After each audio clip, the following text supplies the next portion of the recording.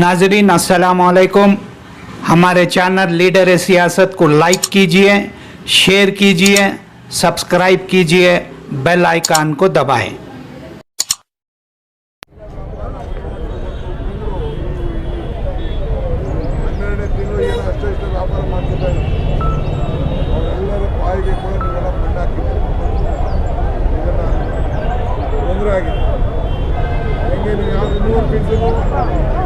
ಕಡಿಮೆ ಮಾಡಲಿಲ್ಲ, ಇಲ್ಲ ಲೈಸೆನ್ಸ್ ಫೀಸ್ ಕಡಿಮೆ ಮಾಡಿಲ್ಲ, ಟ್ಯಾಕ್ಸ್ ಕಡಿಮೆ ಮಾಡಿಲ್ಲ, ಯಾವುದು ಕಡಿಮೆ ಮಾಡಿಲ್ಲ.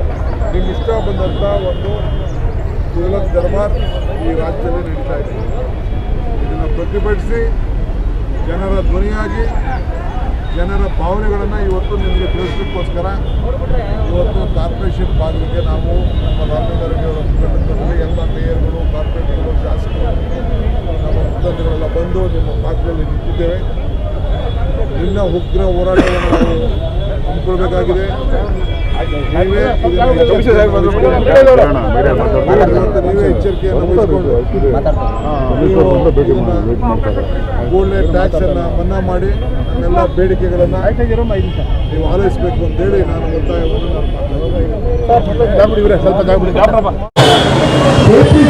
आज का प्रोटेस्ट जो है बेंगलुरु शहर कांग्रेस कमेटी की तरफ से बेंगलुरु शहर में जो टैक्सेस है पानी का, ज़मीन का और बिजली का, इसको 100 गुना ज़्यादा बढ़ा रहा है। इसके खिलाफ बेंगलुरु कांग्रेस कमेटी की तरफ से हम लोग इस जुलूस और प्रोटेस्ट कर रहा है।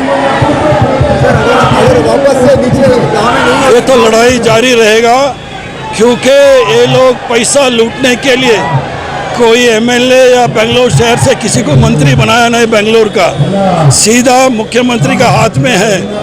जो भी भ्रष्टाचार से पैसा मिलता है वो सीधा येडियुरप्पा के तरफ से नरेंद्र मोदी तक जाता है। इसलिए ये लोग बेंगलुरु शहर को किसी को प्रभार नहीं दिया है।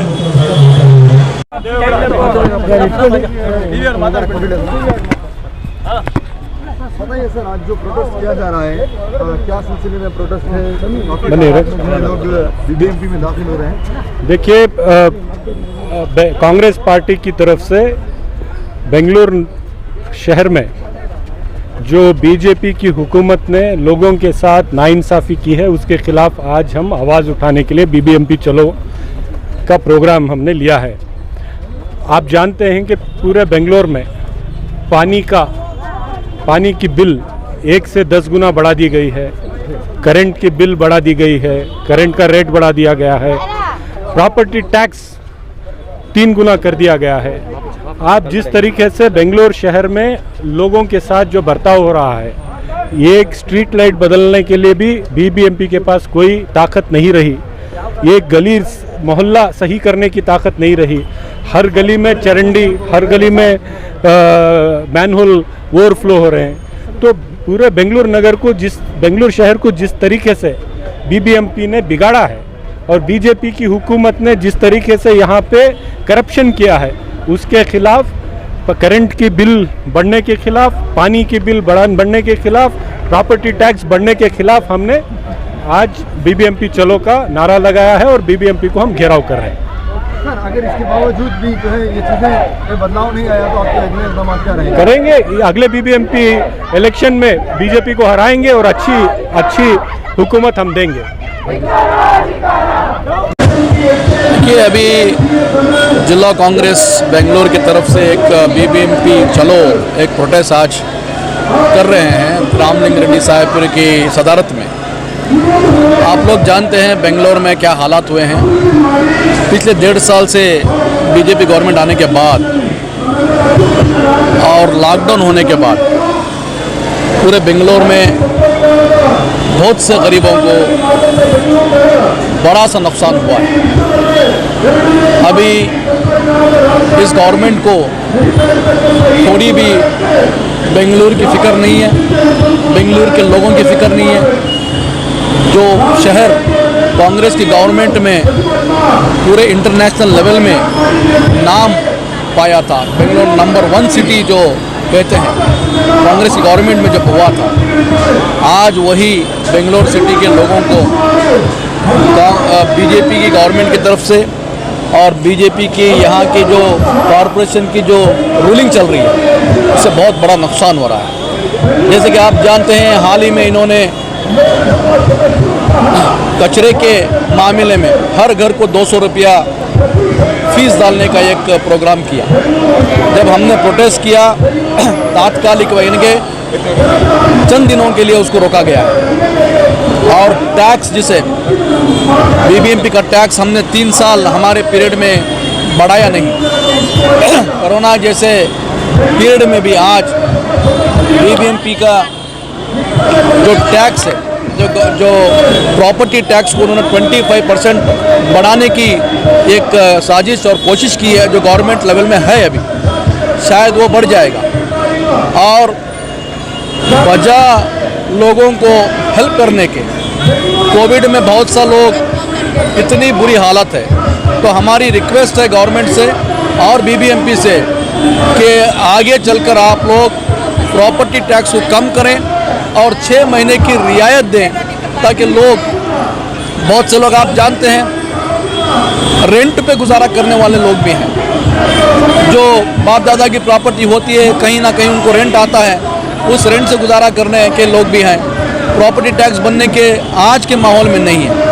कोरोना के टाइम में आपने इतना बड़ा स्कैम किया, लोगों को सैनिटाइज़र के नाम से पैसा कमाया, मास्क के नाम से पैसा कमाया।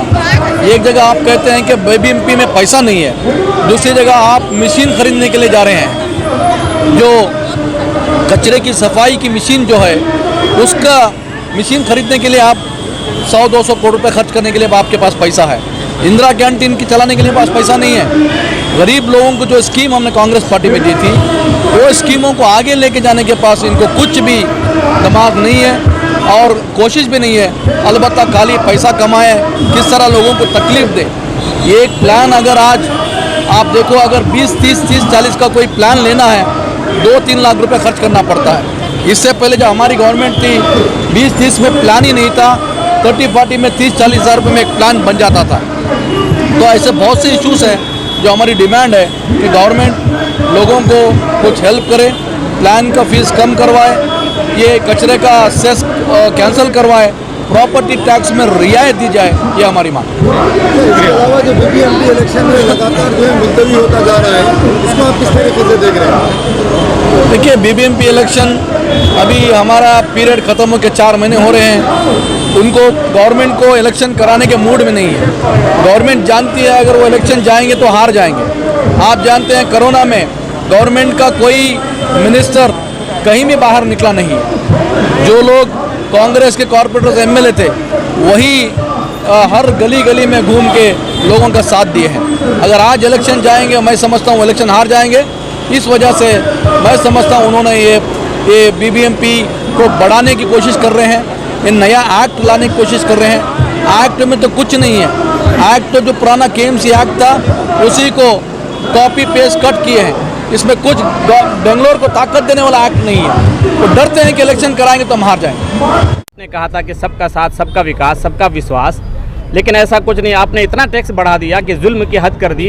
अब तो मैं ये कहूँगा कि सरफरोशी की तमन्ना अब हमारे दिल में है। देखना है जोर कितना बाजुए कातिल में है। Thank you. बोलो, बात करें ना, बोलो बेटा, क्या नहीं, दो बात करो। इंदिरा कैंटीन भी बंद हो गया, आजकल कुछ भी नहीं चल रहा। इंदिरा कैंटीन और भी बीबीएमपी का माइनॉरिटी का लोन सब कुछ बंद कर दिए है। वो अभी कुछ नहीं दे रहे हैं, इसलिए यहाँ कांग्रेस के तरफ से हम प्रोटेस्ट कर रहे हैं। शुक्रिया। ಅದಕ್ಕೆ ಹೈದರಾಬಾದ್ ಮಾದರಿಯಲ್ಲಿ 50% ಟ್ಯಾಕ್ಸ್ ಕಡಿಮೆ ಮಾಡಿ ಅಂತ ನಾವು ಎಲ್ಲ ಕೂಡ ಕೇಳಿದ್ವಿ. 50% ಟ್ಯಾಕ್ಸ್ ಅನ್ನ ಕಡಿಮೆ ಮಾಡಬೇಕು ಅಂತ ನಾವು ಕೇಳ್ಕೊಳ್ತೀವಿ. ಯಾವಾಗಲೂ ಅಲ್ಲ, ಈ ಕೋವಿಡ್ ಸಂದರ್ಭದಲ್ಲಿ ಜನರ ಹತ್ರ ದುಡ್ಡಿಲ್ಲ. ಕೋವಿಡ್ ಒಂದೇ ಅಲ್ಲ, GST ಇಂದ ಡಿಮಾನಿಟೈಸೇಷನ್ ಇಂದ ಸಾಕಷ್ಟು ಜನರಲ್ಲಿ ತೊಂದರೆ ಸಿಗಾಕೊಂಡಿದ್ದಾರೆ. ಮತ್ತೆ ಹೈದರಾಬಾದ್ ಮಾದರಿನಲ್ಲಿ 50% ಕೊಡೋದು ಒಂದು. ಮತ್ತೆ ಬೆಂಗಳೂರಿಗೆ ಸ್ವಚ್ಛ ಬೆಂಗಳೂರು ಅಂತ ಬೆಂಗಳೂರು ಇತ್ತು, ಉದ್ಯಾನ ನಗರಿ ಸ್ವಚ್ಛ ಬೆಂಗಳೂರು ಅಂತಿತ್ತು. ಆದರೆ ಇವತ್ತು ಇವರ ಆಡಳಿತ ವೈಫಲ್ಯದಿಂದ ಎಲ್ಲಿ ನೋಡಿದ್ರು ಕೂಡ ಕಸ ವಿಲೇವಾರಿ ಆಗ್ತಿಲ್ಲ, ಕಸದ ರಾಶಿ